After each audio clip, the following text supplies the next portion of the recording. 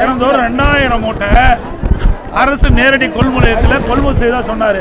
ஆனால் இங்கே வந்து லோட்மேனை கேட்டால் அவர் வந்து ஒரு நாளைக்கு 900 மூட்டை தான் நாங்கள் நேரடி கொள்முதலத்தில் நாங்கள் மூட்டை இடம் போடுறோங்கிறாங்க.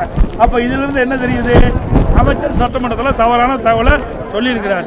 அவர் சொன்ன மாதிரி தினந்தோறும் 2000 மூட்டை இங்கே நேரடி கொள்முதலில் இடம் போட்டிருந்தா இன்றைக்கி இந்த மூட்டை இடம் போட்ட மட்டும் இல்லை, இடம் போட்ட மூட்டையெல்லாம் இங்கே அடுக்கி வச்சுருக்கிறாங்க. இந்த மூட்டையெல்லாம் லாரி அனுப்பாதனால இந்த மூட்டையெல்லாம் எடுத்துகிட்டு போக முடியல. இந்த மூட்டையில் குடோன்லேருந்து வெளியே கொண்டு போகாதனால புதுசாக விவசாயிகள் கொண்டு வருகின்ற அந்த நெல்லை இடம் போட்டு வைக்கிறதுக்கு இடம் இல்லை.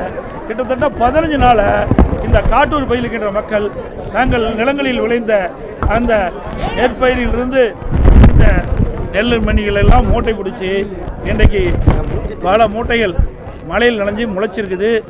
சாலையில் நெல்மணிகள்லாம் குவிச்சு வச்சு முளைஞ்சிருப்பதா நேரடியாக உடைய செய்தியாட்டி சொன்னாங்க. இதை பார்த்துங்க.